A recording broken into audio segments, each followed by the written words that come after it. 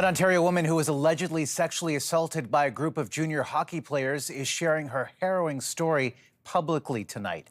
She says she contacted police twice, but in her conversation with W5's Rick Westhead, she says they told her they couldn't help. I hope one day that I can find peace again with myself. In 2014, when Anne-Marie was 22, she met a 19-year-old Ontario Hockey League player.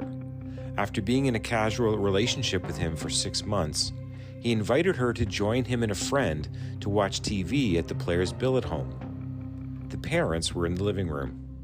Waved and said hi, walked downstairs. They never asked any questions. When I got to the bottom of the stairs, I realized that it was not just him and a couple of buddies. There were 8 players in that room. Anne-Marie says she was led into the bathroom by the player who invited her over, and what started as consensual fooling around became a group sexual assault. Next thing I know, more players start coming in. They just begin taking their turns, some more than once. The next day, Anne-Marie asked her doctor for a test for sexually transmitted diseases. She did not get a rape kit. She told a friend about what had happened. CTV spoke with that woman and confirmed their phone conversation. The woman said she remembers Anne-Marie told her she didn't plan to go to police because some of the 16-year-old players had seemed to be pressured by the 19-year-old player who invited her to the house. I thought it was my fault.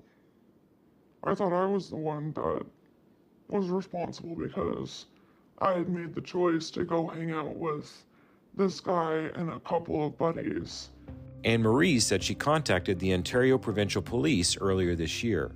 When she told an officer she'd been assaulted by junior hockey players, some of whom went on to play in the NHL, she was told there was nothing the OPP could do to help because she needed to report the incident to police where the alleged attack took place. But when she did that, again police told her to go elsewhere and report it to the police station closest to where she lived. Arun Maney is a former Crown attorney who says the police should have done better. They should have offered to provide her the necessary assistance to put her in touch with the right people. It wasn't just that police let her down. Her own lawyer gave her shocking advice that the alleged attackers could try to have her charged. Some of these individuals at the time were not even men yet. They were teenagers. Simone Jelinek, Anne-Marie's lawyer, has been involved in dozens of similar cases involving junior hockey players. She told Anne-Marie something surprising, that because of the age gap between her and her alleged attackers, there was a remote chance that she could be the one facing assault charges. In this situation, because of the age gaps, that was more of a concern than if, for instance, all of the players involved were of her same age or older than her. She says that because of a section in Canada's criminal code that addresses power imbalances, those age differences could be worrisome. And that warning left Anne-Marie thinking twice about pursuing criminal charges and filing a civil lawsuit. She was the one who was in a strange place, surrounded by strangers. The idea that she would have taken sexual advantage of one of them in that context simply does not have the air of reality.